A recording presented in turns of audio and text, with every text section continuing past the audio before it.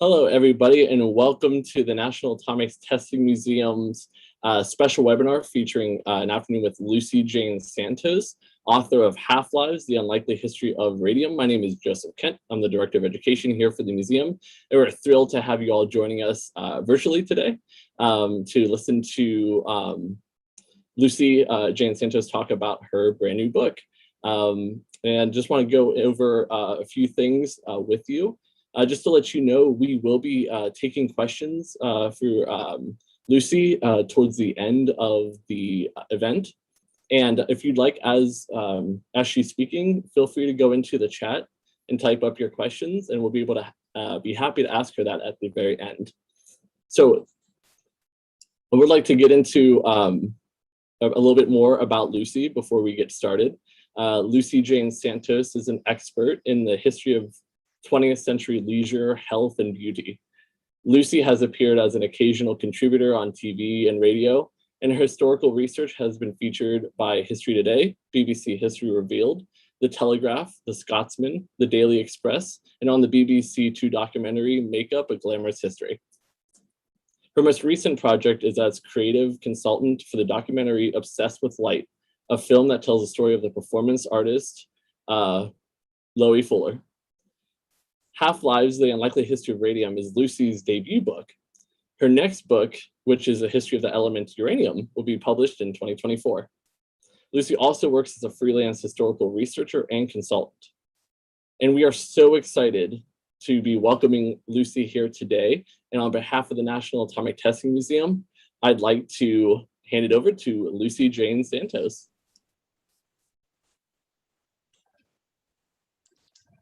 Hi, everyone. This is where I show you that I'm not very good with technology. So I'm going to share my screen.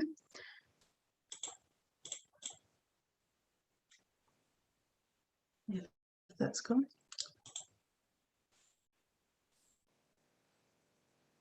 Okay, so thank you for that lovely introduction. This is just a quick summary, because there's one thing to add in that my book, Half-Lives, The Unlikely History of Radium, recently was shortlisted for the 2021 BSHS Hughes Prize for Popular Science, which I insist on mentioning at every opportunity. So today we are going to go through these things. So we're going to talk about radium and me, discoveries, early uses, health quackery, and the downfall of the use of radium. So the first thing we're going to talk about is radium and me, because pretty clearly one of the first questions people ask is, how did you get into radium? I mean, the second question is, why on earth were people using these things? But I wanted to answer the first one now, and then we'll sort of get into the second one as we go along. So the answer to that first question, how did I get into radium, was this little object here. So I collect beauty objects. I collect makeup and lipsticks and anything weird and wonderful to do with changing the face. Oh, sorry, gone wrong. And one day I was going to an auction house, and I bought a box of makeup products, and in the bottom of this box was this. And of course it gave me a bit of a shock when I saw it, because I don't know if you can see from the image, but it says that it's made from radium bromide and thorium as well. But it was the radium that really struck me when I looked at it.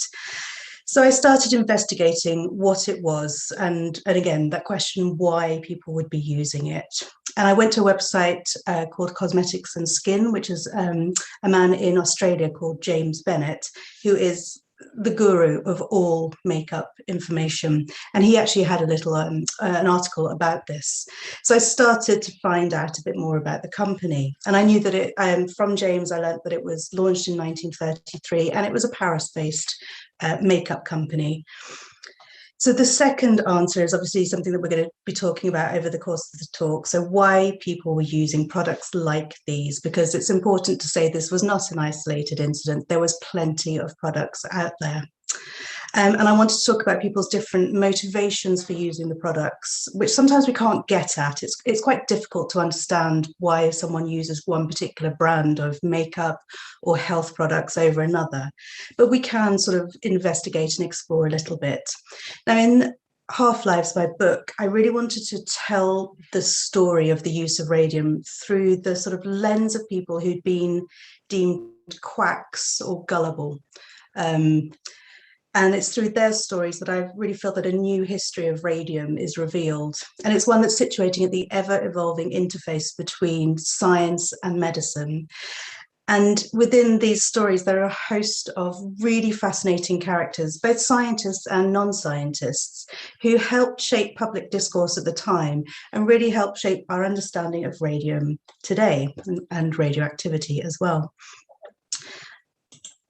So first I'm going to talk very briefly about the history of radium before talking about some of the objects and people that I cover in my book.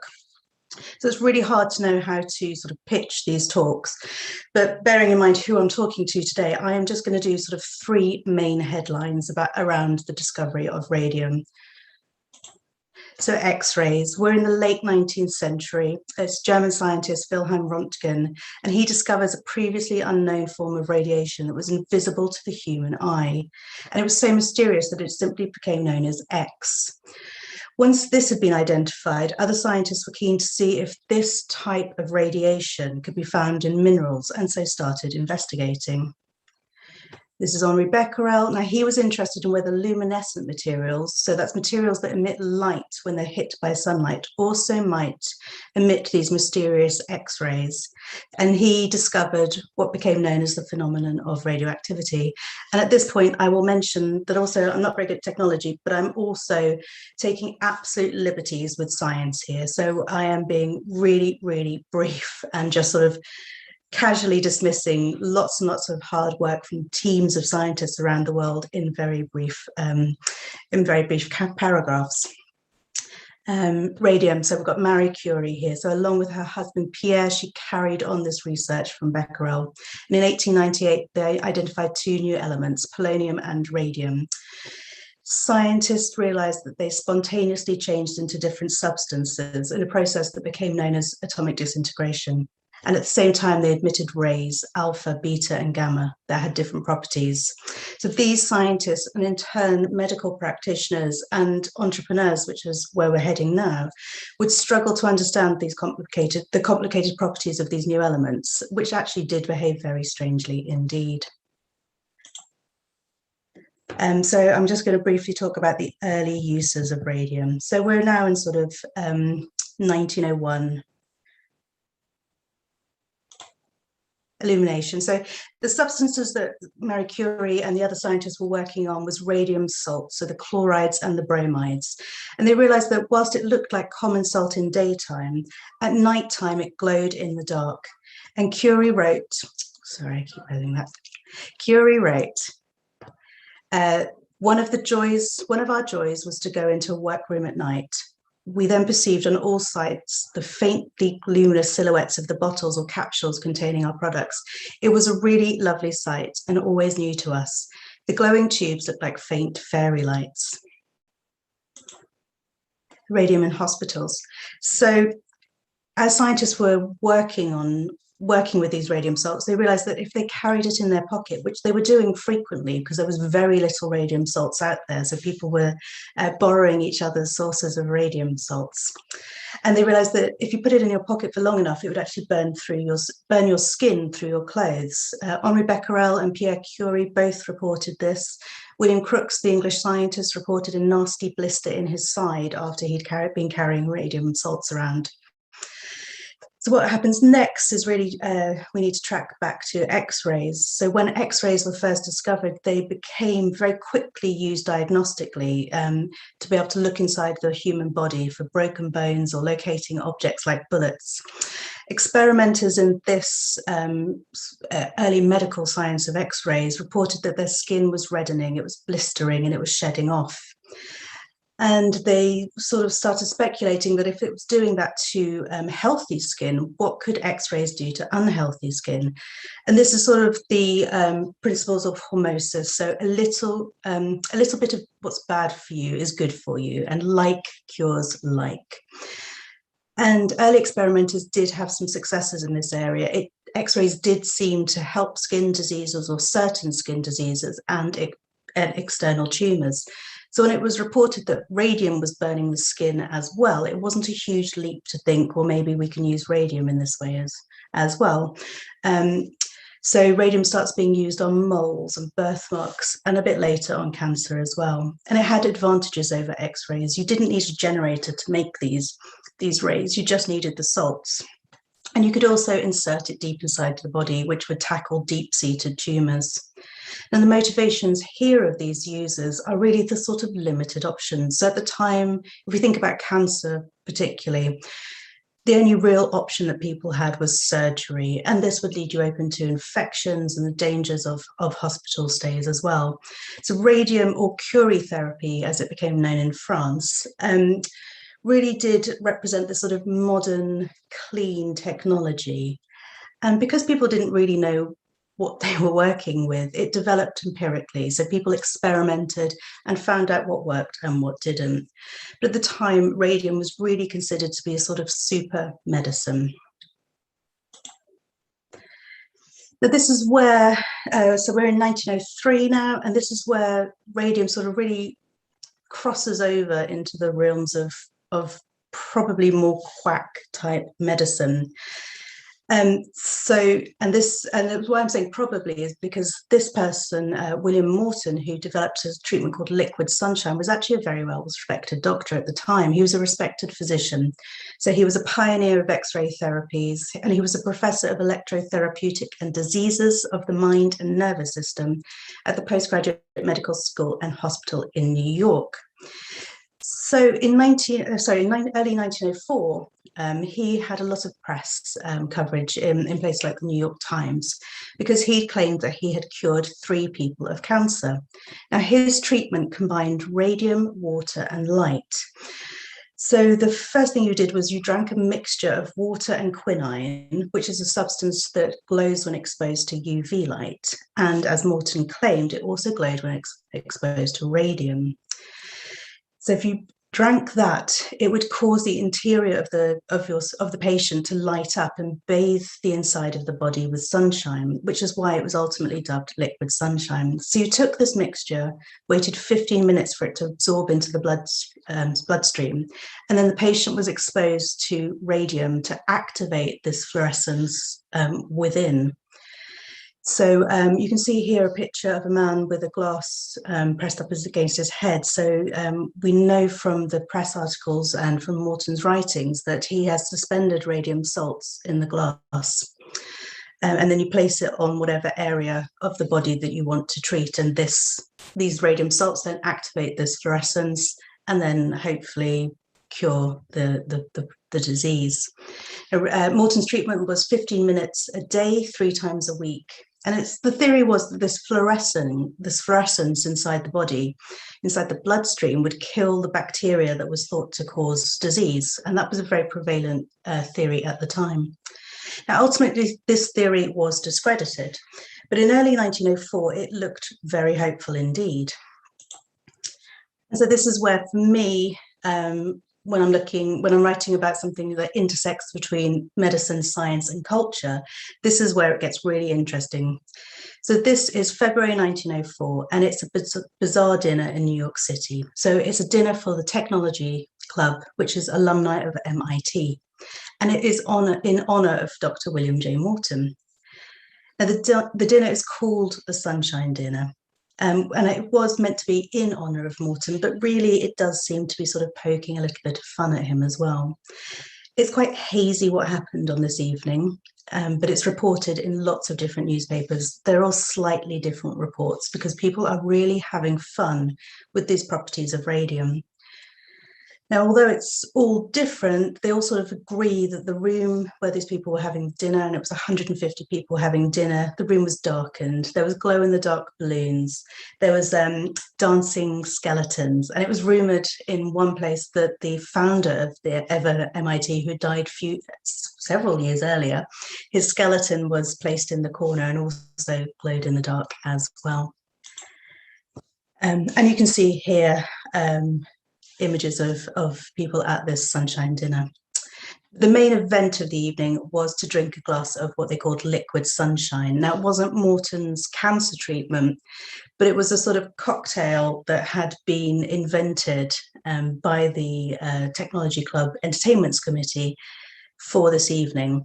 So there, again, lots of different reports, but it seems to be that there was a capsule next to everyone's plate when they sat down, and this capsule had been exposed to radium, and at a signal everyone picked up their capsule and popped it in their glass of water, where it would dissolve, and then it would be infusing the water with radioactivity, and the instructions were drink it like you would a shot of whiskey. So they knocked it back.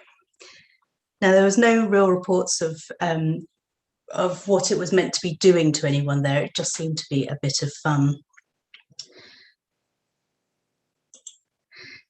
Now, the glow in the dark part of the sunshine dinner takes a little bit of explanation, because it's referring to something radium paint.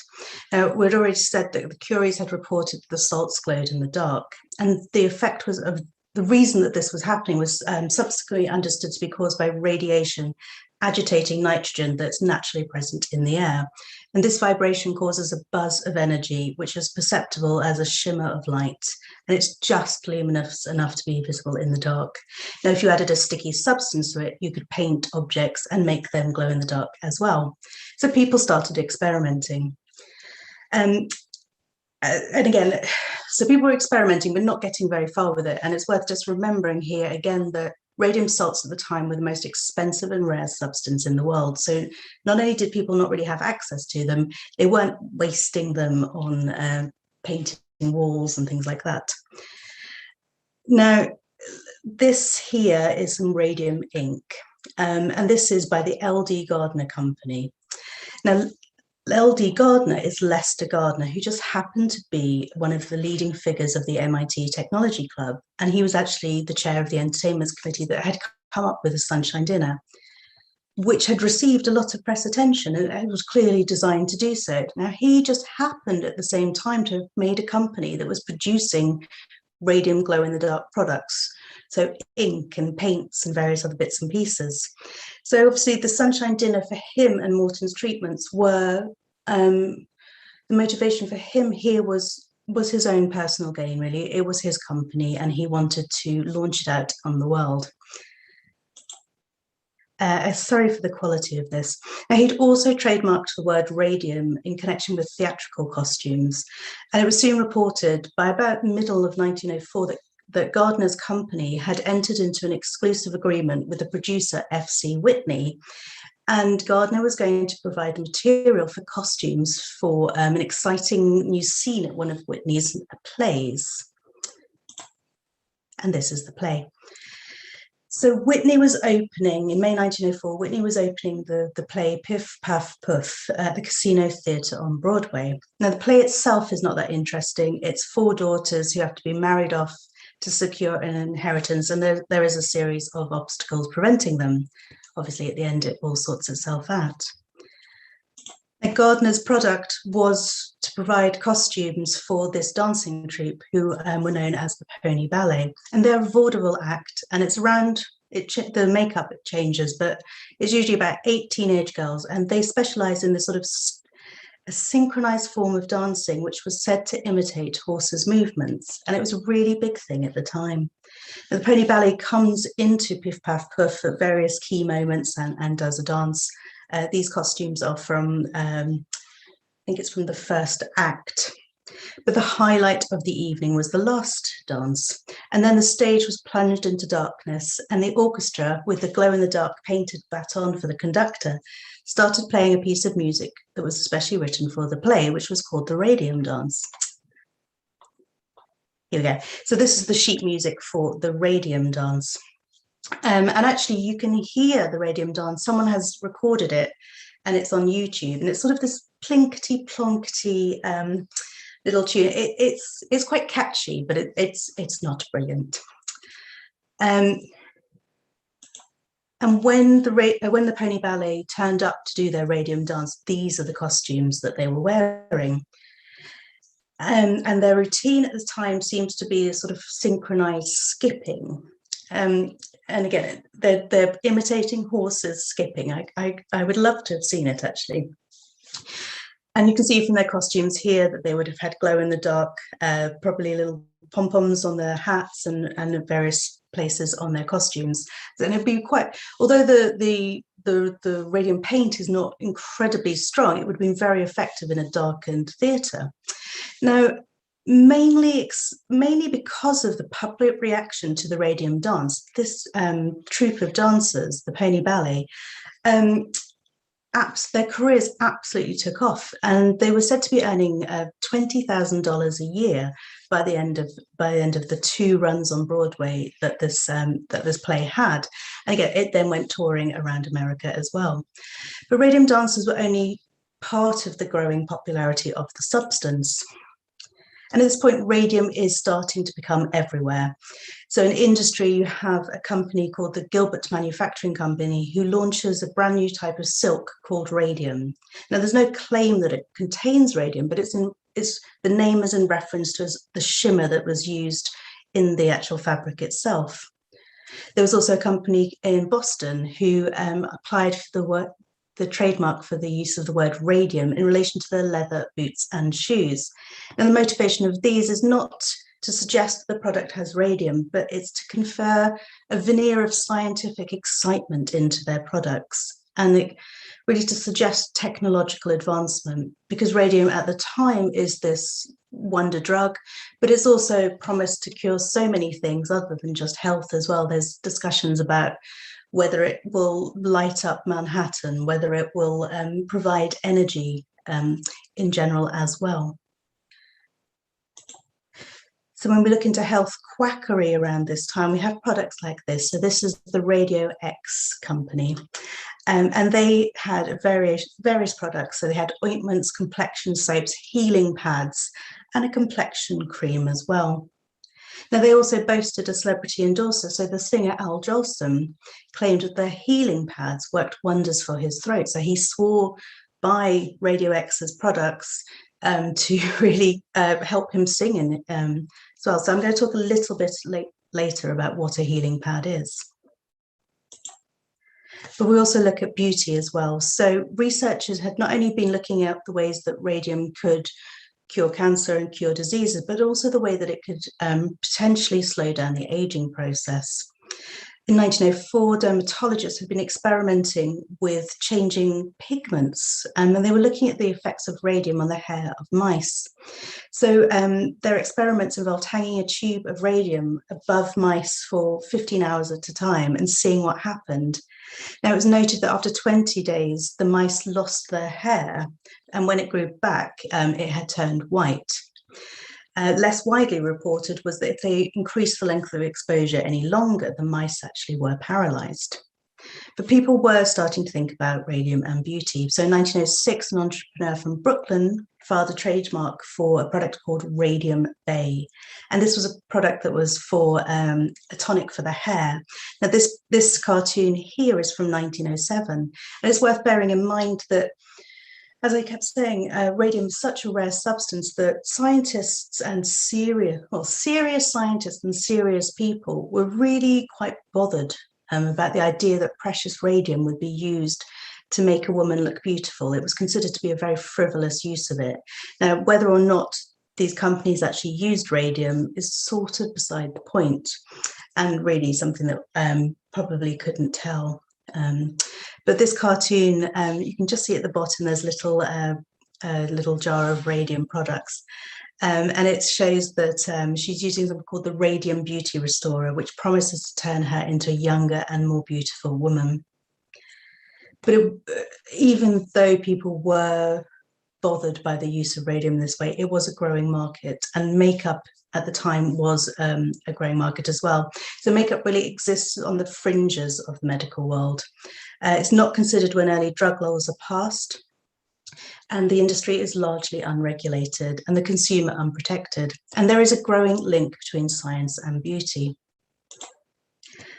I'm not going to go massively into beauty history, although that is really where my main interest lies, but this is Helena Rubinstein. Now, she is one of the most successful beauty culturists at the time. Now, she really sort of popularizes herself as a medical practitioner. So she self-describes as a beauty scientist or a cosmetic chemist, and she's always pictured in photographs, in official photographs, in white. So it's either a white lab coat or, like here, referencing a white lab coat.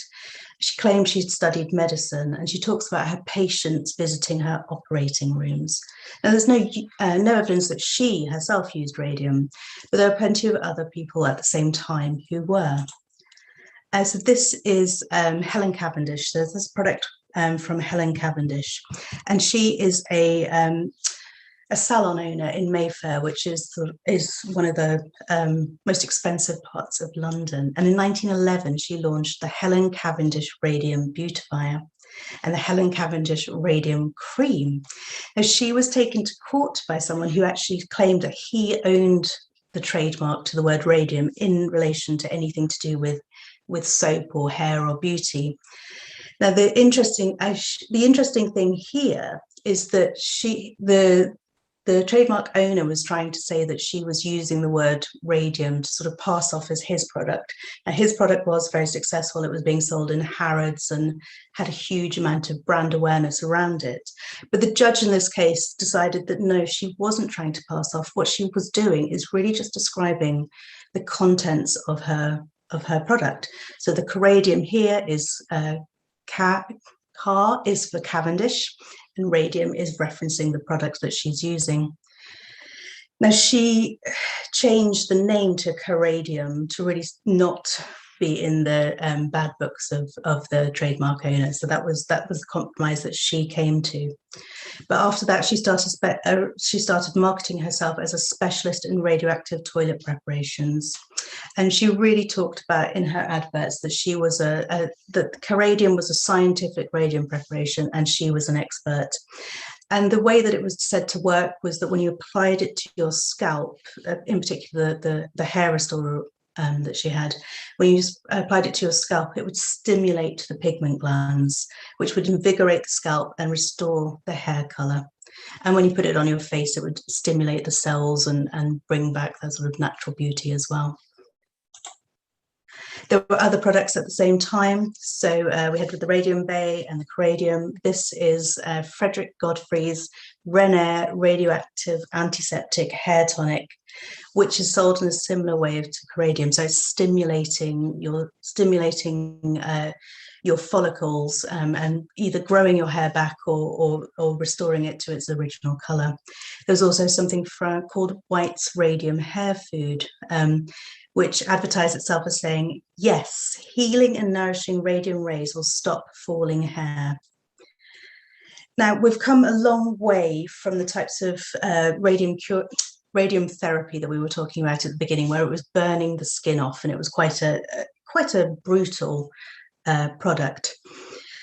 So radium health and beauty products that we've been talking about were largely based on something that became known as mild radium therapy. So this is different from radium therapy. This is mild radium therapy. So instead of relying on exposure to radium salts, they were using the decay products of radium, radon, which at the time was known as radium emanation.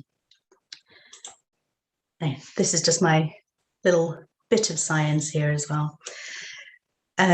So the substance radon is colorless, odorless, and tasteless, and it is formed as part of the radioactive decay process, whereby in this instance uranium decays into radium and radon and many other different bits and pieces as well.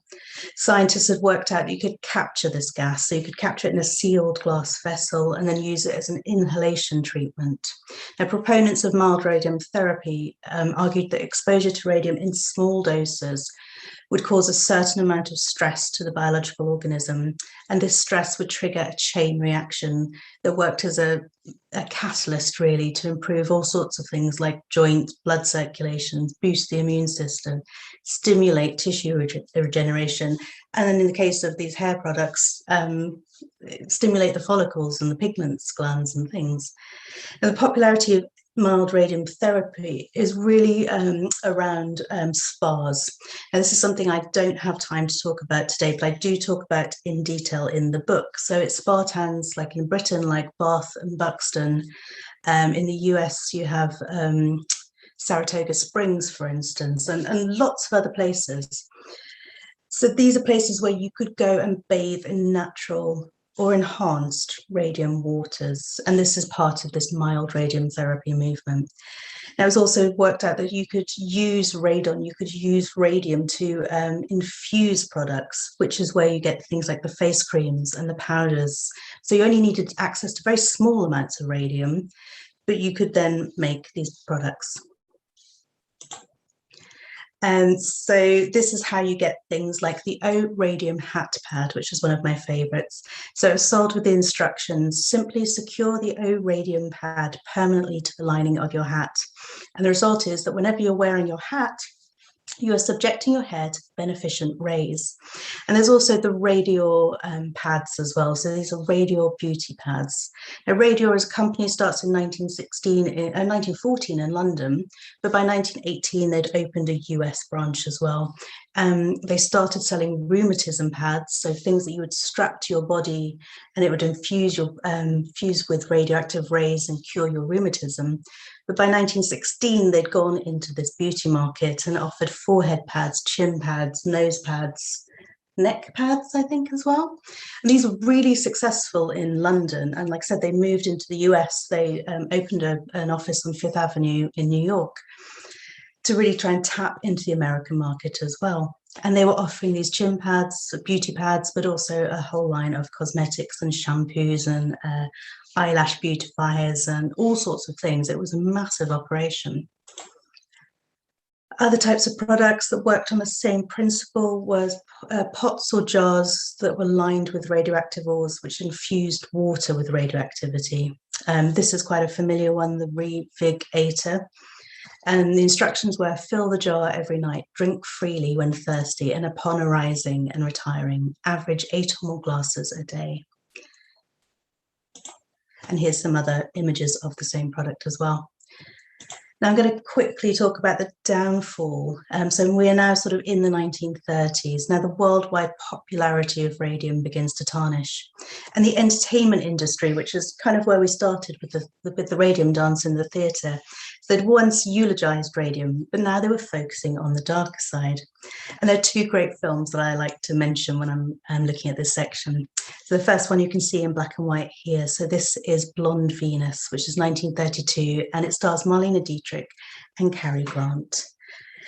Now, this film is around, the plot really is about a commercial chemist radiation poisoning and how it destroyed a family. And this is reflecting on the stories of many of these early scientists who had been experimenting, but were now losing their limbs and dying. Oh, one day I'll work out how to work these. The other film I want to talk about is Nothing Sacred. So this is 1937, and again, another big Hollywood movie. So this is Carole Lombard, really at the top of her game. This is a marvelous film.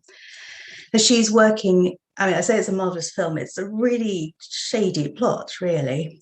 She's working in a watch dial factory, and she is supposedly dying of radium poisoning. And it's really, it is a comedy. It's quite inappropriate, but it's retelling the story of the Radium Girls. So the Radium Girls was a name that was given by the press to groups of women who worked in factories in North America, and their job was to apply glow-in-the-dark paint to watch dials and faces. So the need for glow-in-the-dark watches during World War I. So we talked a little bit about radium paint from Gardner. And by 1917, there was a product called Undark, which I'm sure you're all very familiar with, had been launched. Now, in World War I, it was really, really beneficial to be able to see the time, now particularly in trench warfare, and because obviously you don't want to be striking a match to see the time if you are under fire from snipers. So to be able to just look on your watch and just see a little and be able to see what the time is for maneuvers was really useful. Also, early aircrafts, for instance, they had no electrical systems. So again, being able to paint the dials with glow-in-the-dark paint is really useful for nighttime warfare. After World War I, the popularity of these watches really increased. It was considered a smart thing to own one. This is something from my collection. So this is the Ingersoll Radiolite watch. And as you can see, this is very specifically aiming at this female market. So she's a fashionable young woman.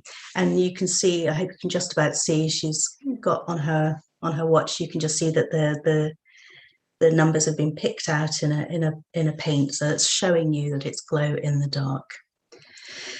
Now again, Radium Girl's story is well known. By 1924, 9 women from one factory alone were dead. They had been working overtime to really carry on with this popularity. So they were working on average 5.5 days a week and were painting around 250 watches a day. And as they were paid by the watch, it was really important to be efficient. So one idea that was endorsed by the owners of North American factories was that they were to point their brushes. So basically use their lips to make a fine point of the brush. So it's easier to paint and there would be less smudging, less mistakes, less wasting. As said, they were to do this, they were then ingesting huge amounts of radium. And as I said, by 1924, 9 women from one factory alone were dead. Now they took the owners to court. There was a trial. The owners tried to wiggle out of it. But by 1927, it was confirmed that these women were dying of radiation poisoning. And there's a huge press interest. They're dubbed the Radium Girls, or the Legion of the Doomed. There was estimated there was 120 plants across the US that were employing more than 2,000 women that were subjected to this. There was also in Canada and Britain and other countries as well. Now, I do cover this topic in my book, but I really, if you haven't read it, recommend Kate Moore's book, Radium Girls, for this one, because it is such a fascinating and heart-rending topic. Another one of the sort of radium greatest hits is this Radathor. So it is a distilled radium water by Bailey Radium Labs, and it comes on sale from about 1925. So this product is called Sunlight in a Bottle. So this is the idea of sunlight again, which we've seen straight back to Morton's Liquid Sunshine and Sunshine Dinner and all of those other ones. Now, Radathor promises that it will be effective in 150 diseases, and you would take 1 bottle daily for a minimum of 3 months, and you could drink it after a meal or you could bathe in it. Now, the owner of the company, William Bailey, became incredibly wealthy, and I've seen figures saying that there was a profit margin of around 400% on these, and there was 400,000 of these bottles sold in the course of 5 years.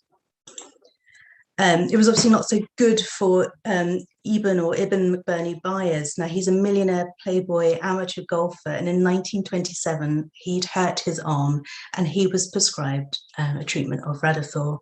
He took 3 bottles a day over several years and sent it to his friends. So it was even rumoured that he'd given it to his horse.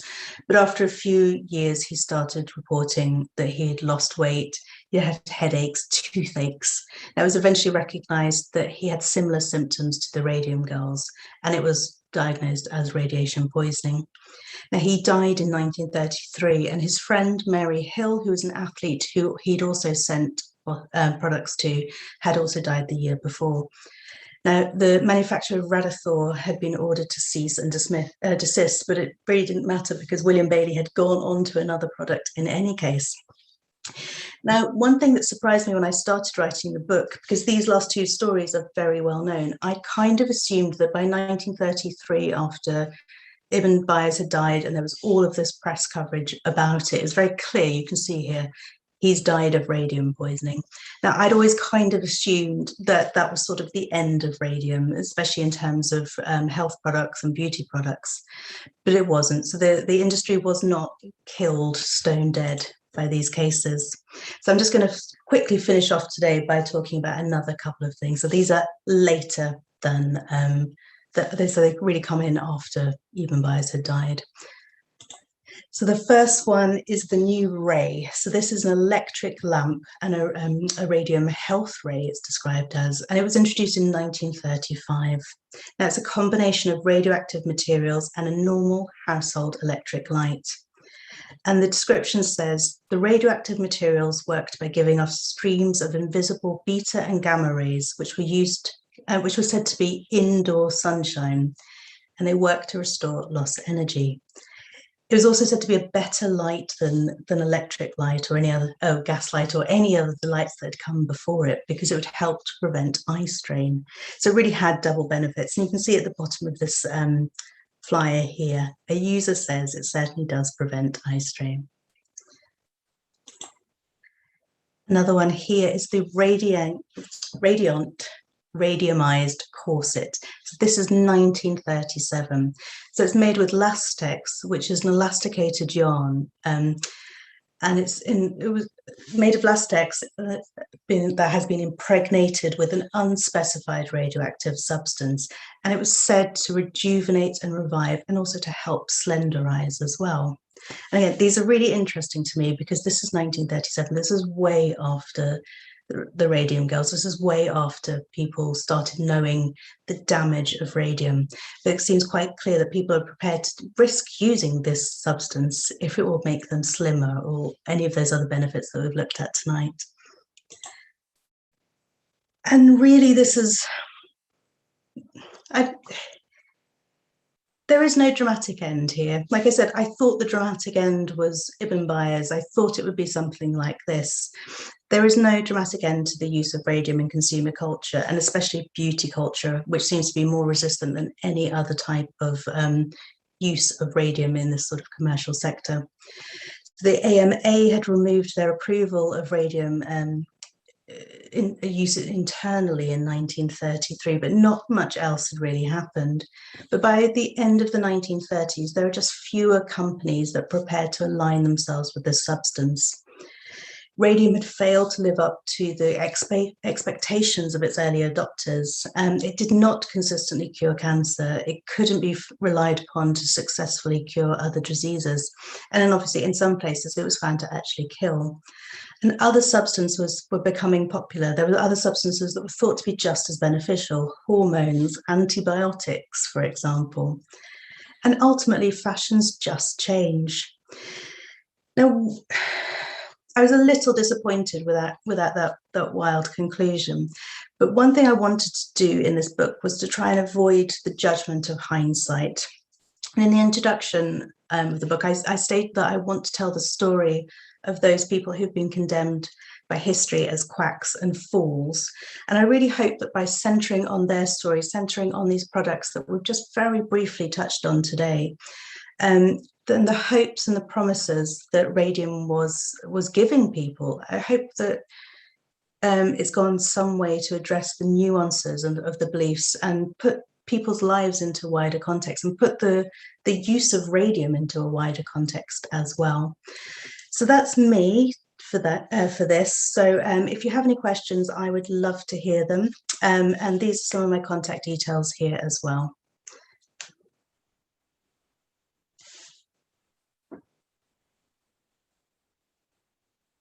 I'm hoping Joe will come back.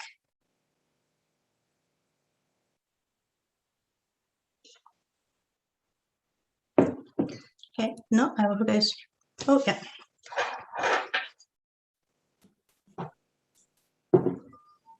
Lucy, can you do me a favor? Can you stop sharing the screen? Yeah. Okay, perfect. Thank you. Looks like we're having some technical difficulties. I'll be right back.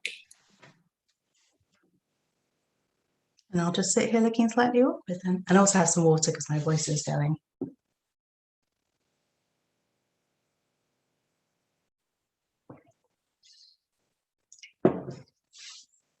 One thing we did get away with tonight is that my local soccer team lost a match today, and all evening there's been people screaming outside. So I think we got away with it today. Camera go sleep. Hold on. Okay. Okay, I'm back. Sorry about that, everyone. It wouldn't be a Zoom webinar without a little bit of technical difficulties. So thank you for your patience for that. I really appreciate it. We do have some questions, and I have a question of my own, actually. Obviously, you were going through and discussing different products, and a fantastic presentation. Thank you so much. It was just really interesting to see the different areas of cosmetics and healing properties and that whole section, and how they were including radium and trying to justify and trying to really prop up its healing factor. So thank you for that. It was really fascinating. And you were talking about some of the stuff you have in your own collection. And it got me thinking, what is your favorite piece in your collection? Well, I did actually get it here. So this is the Sparklets radon bulbs. I'm not sure if you have them. I'm not sure. I don't think so.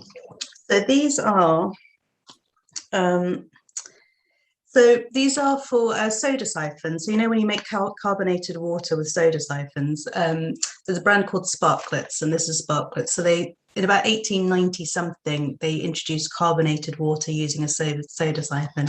And in 1920, they decided that they were going to make water not only carbonated, but also radioactive. So each of these little bulbs, which you place into a soda siphon and then depress the lever to make the water carbonated, has a little radioactive substance in it. And these were really, really popular. So they were marketed as have some radioactive water with your whiskey, or radioactive cocktails, or just have water every moment of every day, but make sure it's radioactive. So these are my favorite because they are absolutely, because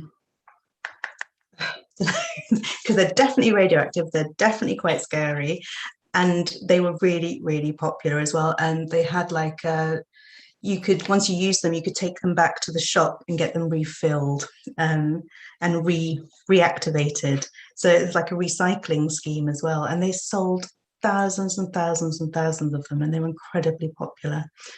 So yeah, I love these. That's amazing. And you said something towards the end of your presentation. I thought it was such an important thing to bring up, is trying not to use what we know now as a way to judge, and using the hindsight, right, glasses of hindsight to look back and judge them, because even now there's a lot of things, there's new fads that come out, and it's not too dissimilar from what was going on with radium at the time.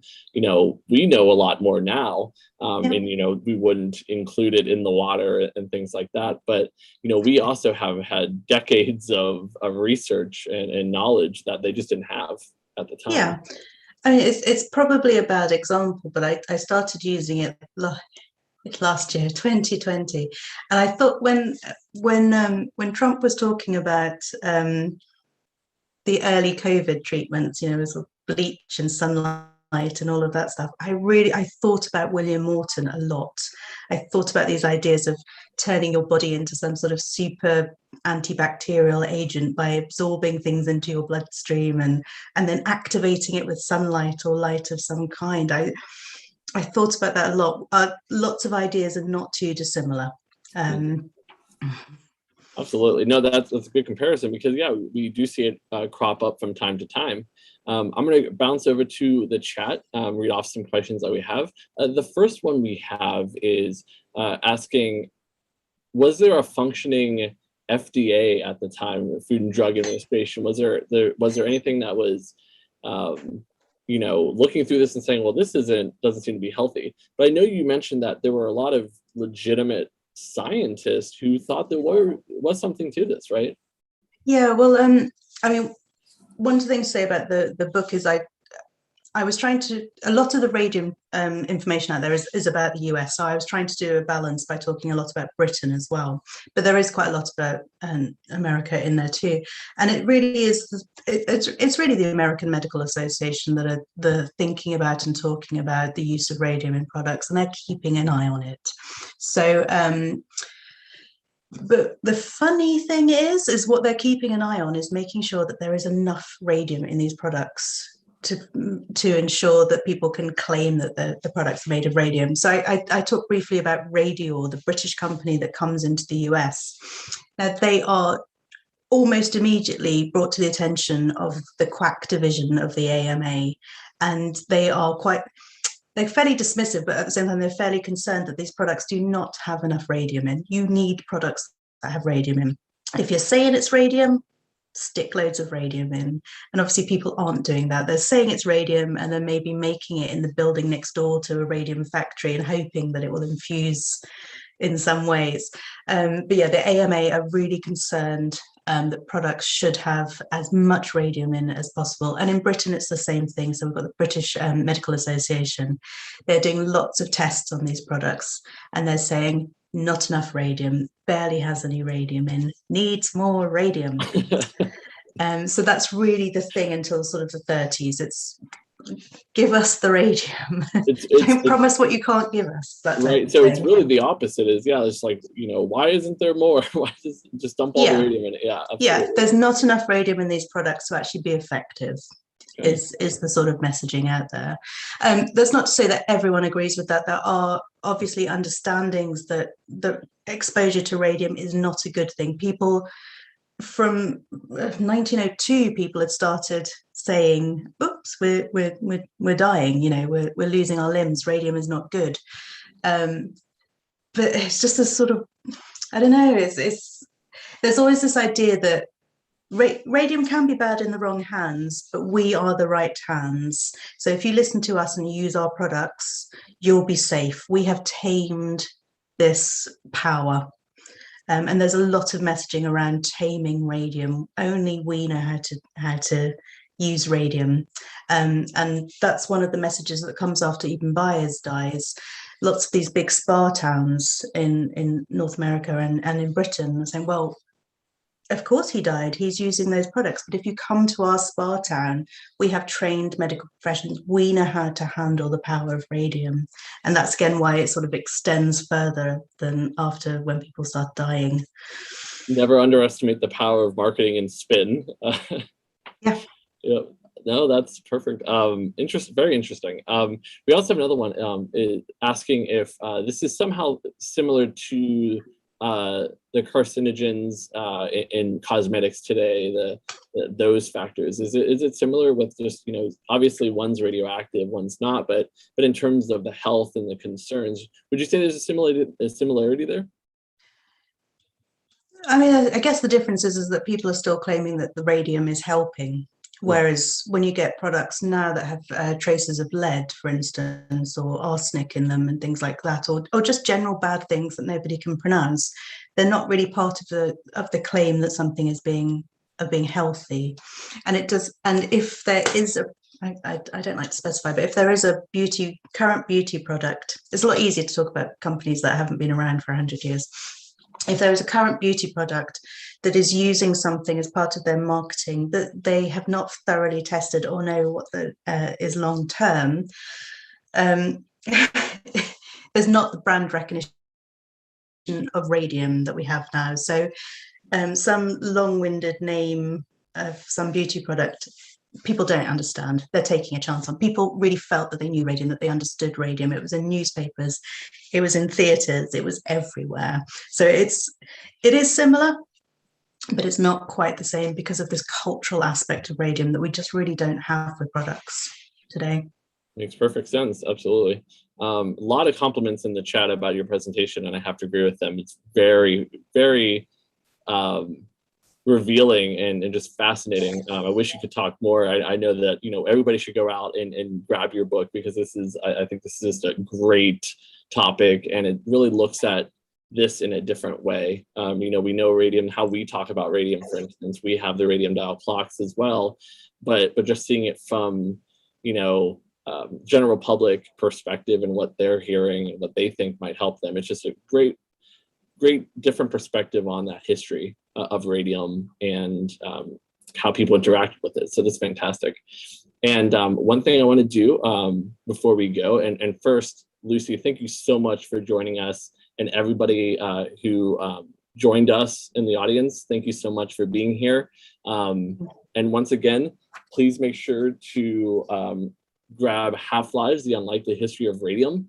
It is, I believe, on Amazon. Is that correct? Yeah. So, and would you like to say anything else about your book? Well, it came out in July this year. It's published by Pegasus. It's Amazon, lots of other places as well. I think the distributor is Simon & Schuster as well, so you can just pop onto their site and have a look. But I mean, thank you for having me today. I mean, I said earlier on Twitter, but this is a real bucket list thing for me to come and talk to you people. I'm really grateful for coming and talking, and thank you so much. Well, it's an absolute pleasure to have you, and we'd love to have you back with your future book as well. So thank you again, Lucy, and it's a joy for us. And I want to, before we go, mention an upcoming couple events that we have that I think people here will be interested in attending. In November, the National Atomic Testing Museum will be hosting 2 joint events with UNLV's Department of Dance. On Thursday, November 11th, from 6 p.m. to 8 p.m., we'll be holding the Legacy of Martha Graham event. This is an informal event that will focus on Martha Graham's movements, philosophies, and overall influence on dance. It will feature a student performance, artifacts from UNLV's Eric Hawkins collection, and more. And then on Friday, November 12th, from 6 p.m. to 8 p.m., we'll be featuring a distinguished lecture and book signing with Dr. Victoria Phillips, who will be discussing her latest book entitled Martha Graham's Cold War, The Dance of American Diplomacy. For those of you who may not be familiar with her, Martha Graham is considered one of the pioneering founders of American modern dance. In a career spanning over 7 decades, Graham developed her own innovative technique and produced an impressive legacy of 181 choreographed works. So that is going to be coming up, as I said, in conjunction with the University of Nevada, Las Vegas. We're super looking forward to that. So please come and join us on November 11th and 12th for that 2-day event. And Lucy, have a wonderful rest of your day. Thank you so much for speaking with us today. And thank you everybody in the audience for taking time out of your Saturday to spend it with us. Thank you so much.